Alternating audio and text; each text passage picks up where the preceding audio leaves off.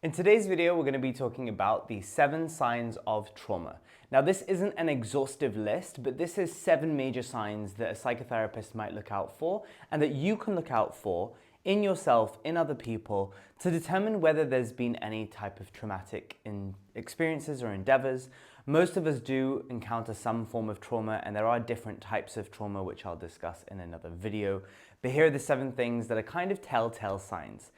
Now, I want to say before I kind of get into these that what we're really looking for, especially when we're working with individuals, is we're looking for chronic signs of these, okay? Because we might as individuals have moments of the day where we experience each and every one of these.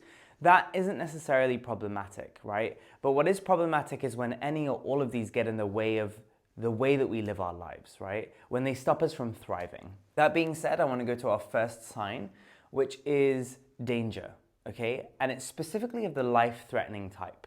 I always give the example here of if you think about a lion or a tiger chasing you, right? If you see it from afar, let's say you're on a safari and you see it from afar, it's not necessarily life-threatening at this stage. If you see it in the distance, you know that you might be in danger if it starts moving towards you. But it's not life-threatening in the sense that you're not in imminent danger. You still might have a chance to run, you might have a chance to go back into the car that you came in, you might have a chance to escape. If that tiger or if that lion came really close and you were literally in its jaw, or like maybe 10 centimeters away from its jaw, that would be life-threatening and imminent danger. And one of the 7 signs of trauma is that we often feel like we're in danger. How do we know this? Because often we don't realize it cognitively. We know this through our body, right? That there's immense anxiety, immense stress, immense fear, and we're always in fight or flight.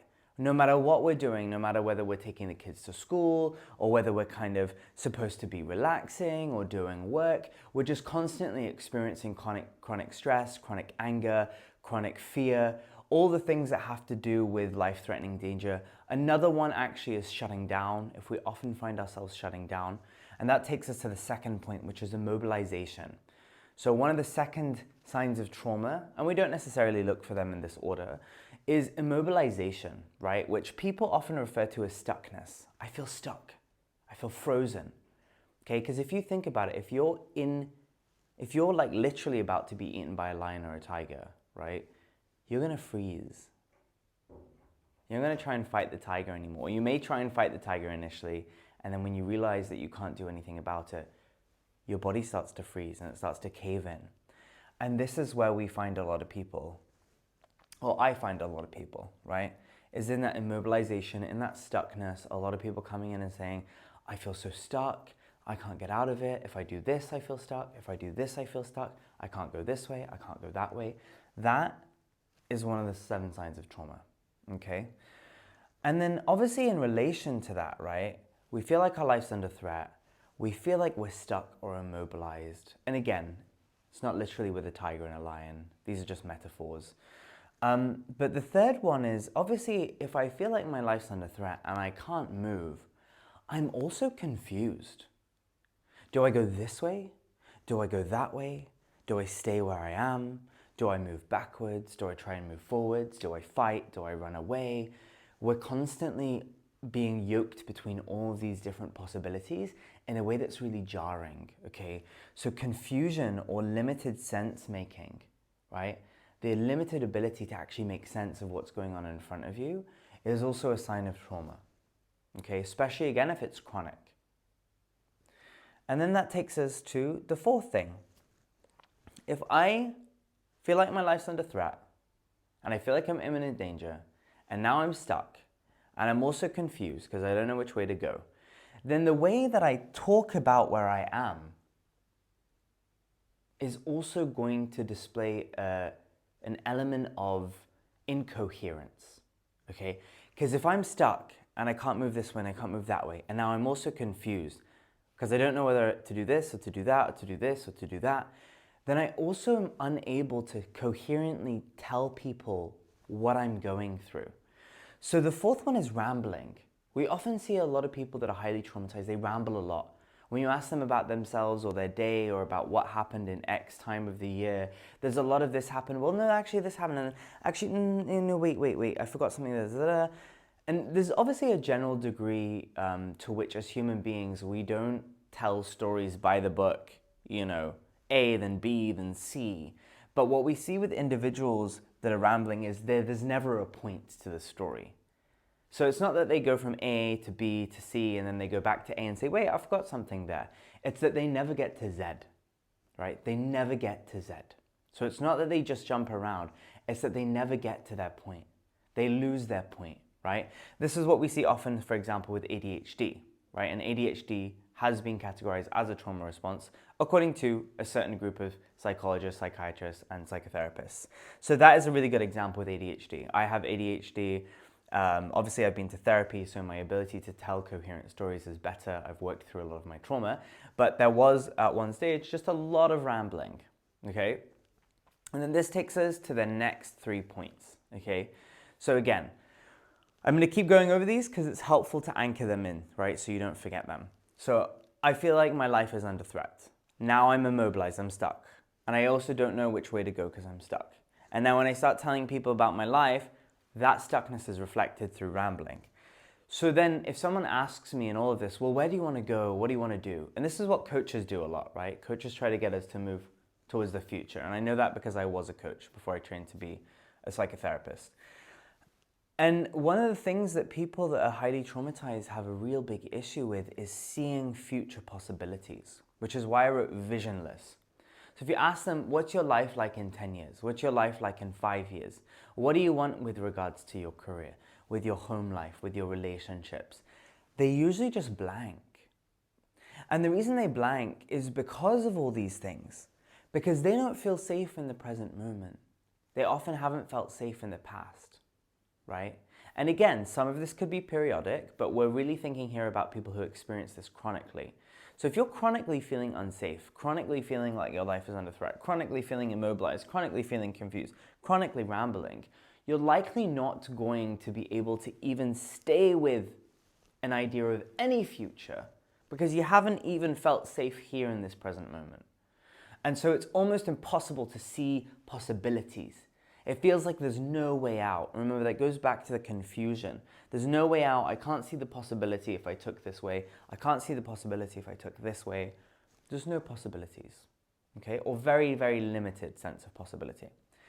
And then with that comes a sense of purposelessness. If I can't see things that I want, and I can't see exciting images of a future that I might be able to have because the now feels unsafe, then I also lose my sense of direction. Okay, in the psychotherapy world, purpose is often referred to as embodied aliveness.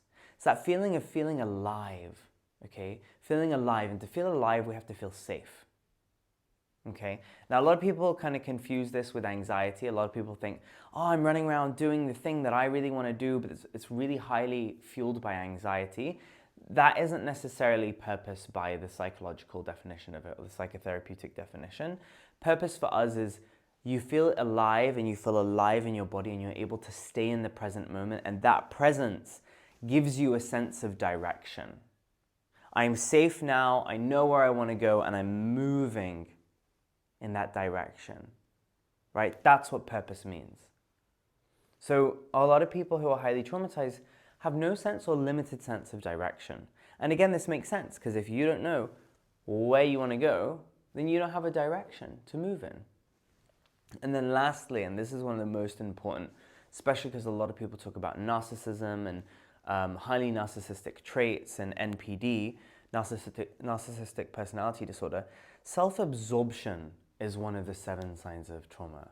Okay, now self-absorption is really obvious in the case of people who have NPD or narcissistic personality disorder, or anyone that looks a little bit narcissistic, even if you don't know if they classify for a diagnosis. Self-absorption is the limited ability to consider others and obviously a preoccupation with self. Now, what's really interesting is we're so obsessed with narcissists and narcissistic qualities and people being kind of fitting into this mold of what it means to be a narcissist and gaslighting that we forget that self-absorption can look like other things, right? If you take all these factors, you're feeling like your life is under threat, you're feeling stuck, You don't really understand the world around you. You can't communicate that to other people. You can't see possibilities for yourself. You don't have a sense of direction. You will not be able, understandably, to make room for everyone else's experiences. Right? So put narcissists aside for a second. You might have an ordinary individual who has no idea what their life means. It has very little meaning, very little purpose. They have very little understanding, very little ability to communicate.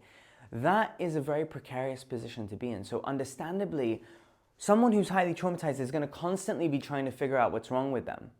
And that is a self-absorption that we don't talk about, right? That's a self-absorption that doesn't actually allow us, doesn't give us the capacity to think about other people, because we haven't even found safety in ourselves, right? And so self-absorption is not just about narcissists, and often even in cases with highly narcissistic individuals, the self-absorption is as a result of a lot of these other factors. Another thing I want to talk about before I end the video is self-absorption has a completely opposite side of the coin. So let's say it's a double-sided coin. So there's self-absorption on the one hand, but there's also self-denial on the other. So because I can't see things in the future that are possibilities, because I have no sense of direction, because I feel like I'm always in danger and immobilized and confused and I'm always rambling, oftentimes I can slip into, well, you know what? My life is pointless. I don't care anymore. I don't want to do anything. My needs are unworthy. There's no point in showering. There's no point in eating. There's no point in... And this is how we really fall into depression, right? Because the other side of self-absorption is self-denial. Okay, so it's the two sides of the same coin, and it depends kind of how you experience all these other factors, and it depends on other things like personality, traits, upbringing, conditioning, how the self gets wrapped up in all of this. But it's really, really important to know that self-absorption and self-denial, two extremes, two different sides of the same coin, both of them can be signs of trauma. I hope that was helpful. If you want more information, you can sign up for my newsletter in the description below. And if you have any questions, you can leave them in the comment section.